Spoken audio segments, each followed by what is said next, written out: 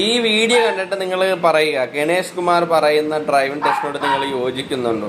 പെൺകുട്ടികൾക്ക് ലൈസൻസ് കൊടുക്കുമ്പോൾ ശ്രദ്ധിക്കേണ്ട ഒരുപാട് കാര്യങ്ങളുണ്ട്. കൈ തെളിയാതെ കാറ് കൊടുത്ത് വിടുന്നവരുടെ പ്രത്യേക ശ്രദ്ധയ്ക്ക് ഇത് കണ്ട, റോഡ് മൊത്തം ബ്ലോക്ക് ആക്കിയിട്ട് ഒരു 10-30 വണ്ടികളാണ് ബ്ലോക്ക് ആക്കിയിരിക്കുന്നത്. ലെഫ്റ്റ് തിരിക്കാൻ അറിയത്തില്ല, റൈറ്റ് തിരിക്കാൻ അറിയത്തില്ല, സ്ട്രെയിറ്റ് പോകാൻ അറിയത്തില്ല. ഡ്രൈവിംഗ് സീറ്റിൽ നിന്ന് മാറിക്കൊടുക്കാൻ ഒരു ചേട്ടൻ വന്ന് പറഞ്ഞിട്ടും മാറിക്കൊടുക്കുന്നില്ല. ആ ചേട്ടൻ അവസാനം സ്കൂട്ടർ എടുത്തുകൊണ്ട് പോയി.